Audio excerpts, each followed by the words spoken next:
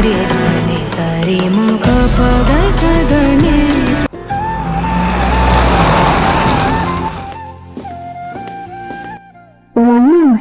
മോൻ. അയ്യോ, എന്തിനാ ഇത്ര പെട്ടെന്ന് വന്നത്? ഒരാഴ്ച കൂടി കഴിഞ്ഞ് ഒന്നും പറയാനില്ലേ? അമ്മ അത് പിന്നെ ബിസി ആയിരുന്നില്ലേ? മിണ്ടരുത് നീ. അമ്മ എന്താണ് വേറെ ദേഷ്യപ്പെടല്ലേ? ബിസി ആയിട്ടല്ലേ? ആടാ, നിനക്കൊക്കെ വേണ്ടി കാത്തിരിക്കുന്ന എന്നെ പറഞ്ഞാൽ മതി. ഇവിടെ തീരുന്ന മനുഷ്യൻ. അമ്മ സോറി, ഈ പ്രാവശ്യത്തേക്ക് ക്ഷമിക്ക്. ഇപ്പോൾ അങ്ങനെയൊന്നും മുന്നേ വരണ്ട. അയ്യോ, എന്റെ പൊന്നല്ലേ, അങ്ങനൊന്നും പറയല്ലേ. പിന്നെ എങ്ങനെയാ പറയണ്ടേ? എന്റെ ജന്മകുട്ടി ഈ പ്രാവശ്യത്തേക്ക് ക്ഷമിക്കണേ. ഹൈഷ്, എന്നാ പിന്നെ എന്റെ മോൻ ചിരിച്ച്. ജാനകി ഒന്ന് ചിരിക്കുന്നു. That's my girl. മതി മതി, ഒന്ന് ഫ്രഷ് ആയി ഞാൻ ഫുഡ് എടുത്ത് വെക്കാം. ശരി, ഓക്കെ അമ്മ.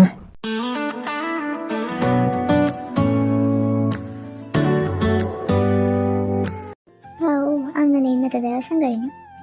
അതെ, സമാധാനമായി. ഒരു പ്രശ്നമില്ലാതെ കഴിഞ്ഞു കിട്ടിയല്ലോ. ശരിയാ, ഇവിടെ വെയിറ്റ് ചെയ്യേ. ഞാൻ ഒന്ന് വാഷ്റൂമിൽ പോയിട്ട് വരാം. നീ വരുന്നോ? ഇല്ല, നീ പോയിട്ട് വാ. ശരി, ഓക്കെ. എവിടെയും പോകരുത് കേട്ടോ. ഇതെന്ത് വെയിലാ, കുറച്ച് അങ്ങോട്ട് മാറി നിൽക്കാം. അമ്മ, ഞാൻ ഇവിടെ എത്തി. ഞാൻ വിളിക്കാൻ കുറച്ച് കഴിഞ്ഞിട്ട്. ഈ അമ്മയെ കൊണ്ട്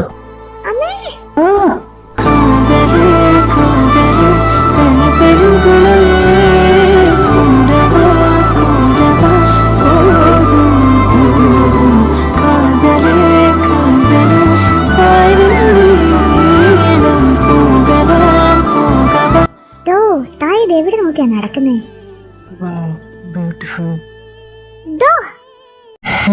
എന്താ കുന്തം, താൻ എന്താടോ സ്വപ്നം കാണുവാണോ? അല്ല, എന്താണോ രണ്ട് മത്തങ്ങളത്തെ കണ്ടുള്ളത്? തനിക്ക് എവിടെ നോക്കിയാ നടക്കുന്നേ? സോറി, അറിയാതെയോ? തനിക്കെന്താ കണ്ണില്ലേ? ഒരാൾ നിൽക്കുന്നത് കാണാൻ വയ്യ തനിക്ക്? Hello, excuse me. അതിലാ തന്നോട് ഞാൻ സോറി പറഞ്ഞത്. അറിയാതെ പറ്റുകയാണെന്ന് പറഞ്ഞല്ലോ. ഓ, അതൊന്ന് ഞാൻ വിശ്വസിക്കണമായിരിക്കും. അറിയാതെ എങ്ങനെയാടോ ഒരാളുടെ മേത്തേക്ക് വീഴാൻ പറ്റാ? അതോ ആ തന്റെ മത്തകം കണ്ണിൽ കണ്ടില്ലേ? അതെ, സൂക്ഷിച്ച് സംസാരിക്കണം. ഓഹോ, അല്ലെങ്കിൽ താൻ എന്ത് ചെയ്യും? എന്നെ മുക്കി പിടിച്ചു കേട്ടോ. ഇവളിത് എവിടെ പോയി? ഇവിടെ നിൽക്കാന്ന് പറഞ്ഞാണല്ലോ. അവിടെ എന്തൊരു ശബ്ദം. അയ്യോ, ഇതവളല്ലേ? ഇതെല്ലാം കണ്ടുകൊണ്ട് ആരതി വരുന്നു. അനുജിത്ത് അവളെ കാണുന്നു. എന്താടോ, തന്നെ നാവിറങ്ങിപ്പോയോ? അയ്യോ ലക്ഷ്മി, എന്താണ് പറ്റിയത്? അത് ഇയാള് മനുഷ്യനെ ദേഷ്യം പിടിപ്പിക്കാനായിട്ട്. എന്താടോ, തനിക്കൊന്നും പറയാനില്ലേ? ലക്ഷ്മി, മതി നിർത്ത്. ഇയാളിങ്ങനെ വെറുതെ ഇടാൻ പറ്റില്ല. അവന്റെ നോട്ടം ഓരോന്നും ആരതിയിലേക്കായിരുന്നു. അത് ലക്ഷ്മി ശ്രദ്ധിക്കുകയും ചെയ്യുന്നു. തനിക്ക് ഇത് തന്നെയാണോ പണി? താൻ എന്താ പെണ്ണുങ്ങളെ കണ്ടിട്ടില്ലേ? ലക്ഷ്മി, മതി, ഞാൻ ഒന്ന് പറയട്ടെ. നോക്കാരതി, അയാളെ നീ പേടിക്കൊന്നും വേണ്ട. നീ അതുകൊണ്ടാണ് എന്നോട് ഇങ്ങനെ സംസാരിക്കുന്നത് എനിക്കറിയാം. ഇവർക്കൊക്കെ നല്ല മറുപടി കൊടുക്കാനിട്ടാ ഇവനൊക്കെ ഇങ്ങനെയായത്. ലക്ഷ്മി, താനെന്താ സംസാരിക്കാതെ? ലക്ഷ്മി, ഇതെന്റെ ചേട്ടനാ. അത്രേയുള്ളൂ. എന്താ? അതെ, എന്റെ ചേട്ടനും. എന്നെ വീട്ടിലേക്ക് വിളിക്കാൻ വന്നതാ. അതാ എന്നെ ഏട്ടൻ നോക്കിയത്. ഈ സമയം മുഴുവനും അനിരുദ്ധ് തന്നെ നിയന്ത്രിക്കുകയായിരുന്നു. ആരതി, നീ വന്ന് വണ്ടി കയറ. ആ ഏട്ടാ. ലക്ഷ്മി, ഞാൻ പോവാണ്. ഓക്കെ. അനിരുദ്ധ് അവളെ ഒന്ന് നോക്കുന്നു. അത് കഴിഞ്ഞ് അവൻ പോകുന്നു.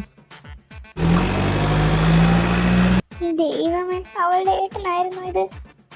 അവളുടെ ഏട്ടൻ എന്നെ കുറിച്ച് എന്ത് വിചാരിച്ചിട്ടുണ്ടാവും? ഷേ ലക്ഷ്മി.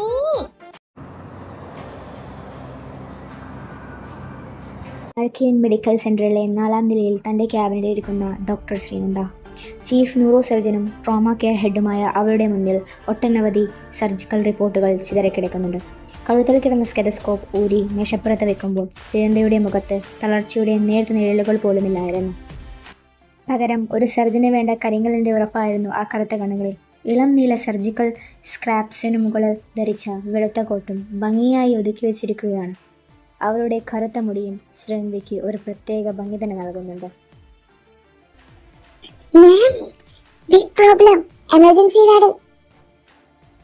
എന്താടോ, എന്താ പറ്റിയേ? അത് പുറത്ത് ബ്ലാക്ക് കാറുകളിൽ വന്നിറങ്ങിയിട്ടുണ്ട് മാം. കയ്യിൽ ആയുധങ്ങൾ ഒരുപാടുണ്ട്. സിറ്റിയിലെ ഏതോ വലിയ അധോലോക നായകനാണെന്ന് തോന്നുന്നു. വാർഡുകളിലെ രോഗികളും ബൈസ്റ്റാൻഡേഴ്സും പേടിച്ചു കളിക്കുകയാണ്. അവൾ കിതച്ചുകൊണ്ട് ഭയത്തോടെ പറഞ്ഞു നിർത്തി. ആയുധങ്ങളോ? ഇതിന്റെ ചന്തയോ അതോ ഗുണ്ടകളുടെ താവളോ? നടക്ക് നോക്കാം. ശ്രീനന്ദയുടെ നാവിലെ കണൽ ആളിക്കത്തിക്കഴിഞ്ഞിരുന്നു. അവൾ വേഗത്തിൽ ക്യാബിൻ ഡോർ തുറന്ന് പുറത്തേക്ക് നടന്നു. താഴെ അതേസമയം എമർജൻസി വാർഡിൻ്റെ വമ്പൻ ഗ്ലാസ് ഡോറുകൾ വന്യമായ ശബ്ദത്തോടെ അകത്തേക്ക് തകർക്കപ്പെടുന്നു.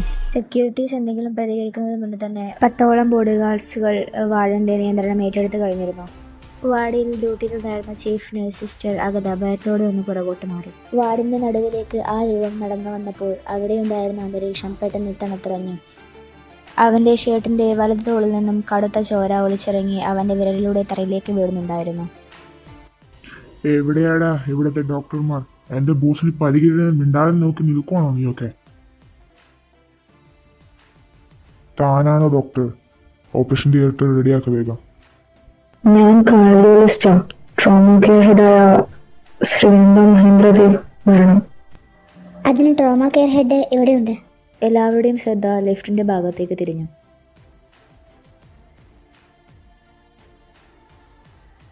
ആരാടോ താൻ? ഇത് ആർക്കെയിൻ മെഡിക്കൽ സെന്റർ ആണ്. തനിക്കും തന്റെ ഗുണ്ടുകൾക്കും അഴിഞ്ഞാലുള്ള ചന്തയല്ല. എടുത്ത് മരണോ നിന്റെ ഈ ആയുധങ്ങൾ ഇവിടുന്ന്. എടി പെണ്ണെ, ആരുടെ മുന്നിലാണ് നീ ശബ്ദം ഉയർത്തുന്നതെന്ന് എനിക്ക് അറിഞ്ഞിട്ടാണോ? ഈ നിമിഷം നിന്റെ ഈ അഹങ്കാരം ഞാൻ തീർക്കും. ജോൺ, തോക്ക് താഴെയിടാ. ആനന്ദ് സാവധാനം സേനയിലേക്ക് തൊട്ടു മുന്നിലേക്ക് നടന്നു വന്നു.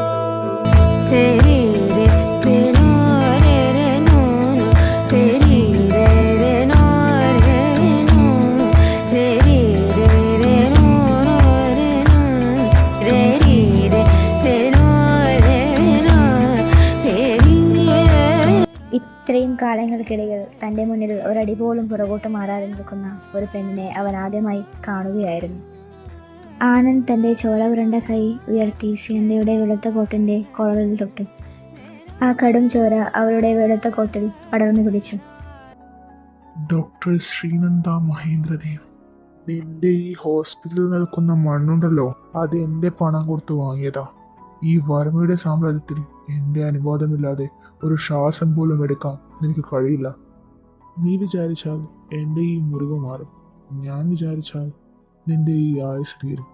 അതുകൊണ്ട് എൻ്റെ മുന്നിൽ അനാവശ്യമായ ശബ്ദം ഉയർത്താതെ മര്യാദക്ക് ഓപ്പറേഷൻ തിയേറ്റർ റെഡിയാക്കുക. അവളുടെ കോട്ടിൽ കിടന്ന അവൻ്റെ ചോര പുരണ്ട കൈ ക്രൂരമായി തട്ടിമാറ്റി. ആനന്ദിന്റെ ശരീരത്തിൽ അന്ന് അനുവാദമില്ലാതെ ആരെങ്കിലും തൊടുന്നത് തന്നെ അവിടെയുള്ളവർ ആദ്യമായി കാണുകയായിരുന്നു.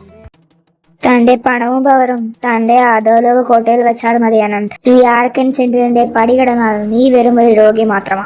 നിന്റെ ഈ തോക്കിന്റെ പവർ എന്റെ കയ്യിലെ സർജിക്കൽ ബ്ലേഡിന് മുന്നിൽ വെറും 0. തെളിന് ഉറപ്പുള്ളവരാണെങ്കിൽ ഈ തോക്കും ഗുണ്ടുകളെയും പുറത്തു നിർത്തിയിട്ട് അകത്തേക്ക് വാ, ജീവൻ വേണമെങ്കിൽ.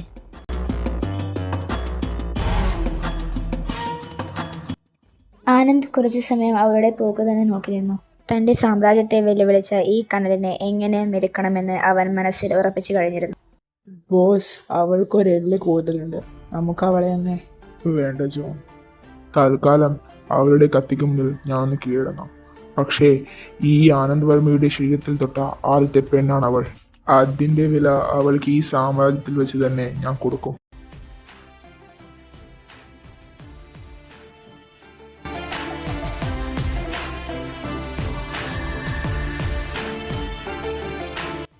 ലോക്കൽ അനസ്തേഷ്യ നൽകാൻ വേണ്ടി സിറിഞ്ചുമായി അടുത്തേക്ക് വന്ന ജൂനിയർ ഡോക്ടറായ ആൻമരിയെ ആനന്ദ് ഒന്ന് നോക്കി. അനസ്തേഷ്യ എനിക്ക് വേണ്ട ഡോക്ടർ, നീ നിന്റെ പണി തുടങ്ങിക്കോ. പക്ഷേ സാർ, അനസ്തേഷ്യ ഇല്ലാതെ ആഴത്തിലുള്ള മുറിവിൽ നിന്ന് ബുള്ളറ്റ് എടുക്കാൻ കഴിയില്ല. ആ വേദന. വേദനയോ? അത് ഈ ശരീരത്തിന് പുത്തരിയല്ല. നീ കത്തിയെടുക്ക്. അതിനിവിടെ കത്തിയെടുക്കേണ്ടത് അവളല്ല, ഞാനാണ് ആനന്ദ്. ഞാൻ പേഷ്യന്റ് അനസ്തേഷ്യ എടുക്കാൻ സമ്മതിക്കുന്നില്ല. താൻ വലിയ അധോലോക രാജാവായിരിക്കാം ആനന്ദ്, പക്ഷേ എൻ്റെ ഈ തിയേറ്ററിൽ ഒരു രോഗിയെ എങ്ങനെ ചികിത്സിക്കണമെന്ന് തീരുമാനിക്കുന്നത് ഈ ഞാനാണ്. അനസ്തേഷ്യ കൊടുക്ക്. വേണ്ട എന്ന് ഞാൻ പറഞ്ഞാൽ അത് വേണ്ട എന്ന് തന്നെയാണ് ഡോക്ടർ. എൻ്റെ കയ്യിലെ കത്തിക്ക് എത്രമാത്രം മൂർച്ചയുണ്ടെന്ന് എനിക്കും അറിയണമല്ലോ. അനസ്തേഷ്യ ഇല്ലാതെ തന്നെ നീ ആ ബുള്ളറ്റ് പുറത്തെടുക്കണം. എൻ്റെ മുഖത്ത് ഒരു ഈച്ച പോലും വന്നിരുന്നാൽ അപ്പോൾ നീ ജയിച്ചു. അതൊരു വലിയ വെല്ലുവിളി തന്നെയായിരുന്നു. ഒരു മനുഷ്യന് താങ്ങാൻ കഴിയാത്ത വേദനയെയാണ് അയാൾ പുച്ഛിച്ച് തള്ളുന്നത്. നന്ദ അവനെ കുറച്ചു നേരം തുറച്ചു നോക്കി. അവളുടെ ഉള്ളിൽ വാശി ഉണർന്നു. അവൾ ആനന്റെ കയ്യിൽ നിന്നും അനസ്തേഷ്യ എടുത്ത് ദൂരെ മാറ്റിവെച്ചു. തൻ്റെ ഈ അഹങ്കാരം ഉണ്ടല്ലോ ആനന്ദ്, അത് ഈ കത്തിക്ക് മുന്നിൽ തീരുന്നത് വരെ ഞാൻ കാത്തിരിക്കാം. നന്ദ ഒരു ധൈര്യമില്ലാതെ അവന്റെ മുറിവിലേക്ക് കത്തി ആഴ്ത്തിയിറക്കി. വേദനയുടെ ഒരു കൊടുങ്കാല് തന്നെ ആനന്ദിന്റെ ശരീരത്തിലൂടെ കടന്നുപോയി. നെറ്റിയിൽ വേർപ്പ് തുള്ളികൾ പോലെ വീണ്ടും പുറത്തേക്ക് ചീരിത്തെറിച്ചു. പക്ഷേ അവന്റെ ചുണ്ടുകളിൽ നിന്നും ഒരു നിലവിളി പോലും ഉയർന്നില്ല. കണ്ണുകൾ അടച്ചതുമില്ല. കൈകൾ അതിവേഗത്തിൽ ചലിച്ചു. ഫോർസെപ്സ് ഉപയോഗിച്ച് അവൾ അവന്റെ മാംസത്തിനുള്ളിൽ തടഞ്ഞിരിക്കുന്ന ആ കറുത്ത ബുള്ളറ്റ് പുറത്തെടുക്കുന്നു. മുറിവ് തുന്നിക്കിട്ടുമ്പോൾ പോലും ആനന്ദിന്റെ ശ്വാസം വേഗത്തിലായിരുന്നു. അവൾക്ക് മുന്നിൽ അവൻ ഒരു ഇഞ്ച് പോലും തോറ്റുകൊടുത്തില്ല. നന്ദ ഗ്ലൗസ് ഊരി വലിച്ചെറിയുന്നു. കൈപുണ്യം കൊള്ളാം ഡോക്ടർ നന്ദ, പക്ഷേ എന്നെ വേദനിപ്പിച്ച ഒരു വേദനയ്ക്കും ഈ ആനന്ദ് കടം വയ്ക്കാറില്ല. അത് പ്രകൃതിയായാലും നീ ആയാലും. ഞാൻ കാത്തിരിക്കാം ആനന്ദ്, നിന്റെ ആ കടം വീട്ടിൽ കാണാൻ.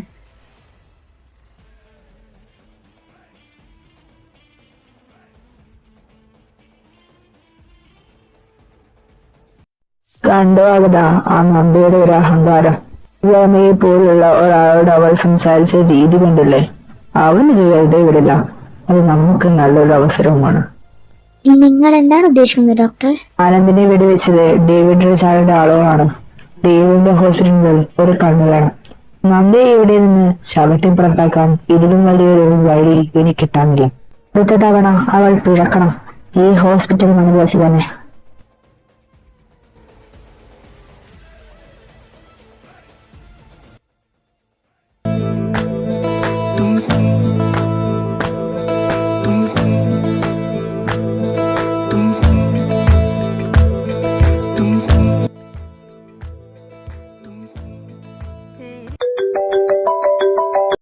പറയൂ അമ്മേ.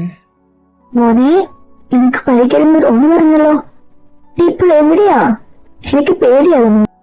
എനിക്കൊന്നുമില്ല അമ്മേ, വെറും ഒരു ചെറിയ പോറൽ. അമ്മയുടെ പ്രാർത്ഥനയുള്ളപ്പോൾ ഈ മകനെ തൊടാൻ ഈ ലോകത്ത് ആർക്കും കഴിയില്ല. എനിക്കറിയാം മോനെ, പക്ഷെ നീ ഇരുണ്ട ലോകത്തിൽ നിന്ന് എന്നാണ് പുറത്തു വരിക? എന്നിട്ട് കിട്ടാൻ ഒരു പെണ്ണ് വരും. ഞാൻ എന്നും അമ്പലത്തിൽ പോയി പ്രാർത്ഥിക്കുന്നത് മുതലാണ്. എന്നെ തിരുത്താൻ ആരും ജനിച്ചിട്ടില്ല അമ്മേ, പക്ഷേ എന്നെ വെല്ലുവിളിക്കാൻ ഒരുത്തി വന്നിട്ടുണ്ട്. അവളിവിടുത്തെ ആർക്കൻ ഹോസ്പിറ്റലുണ്ട്, doctor Sreenanda Mahendradev. John, David Richard ഇപ്പോൾ എവിടെയുണ്ട്? അവന്റെ അന്ത്യം ഈ നഗരത്തിൽ വെച്ച് തന്നെയായിരിക്കണം. വണ്ടി വീട്ടിലേക്ക് വിട്.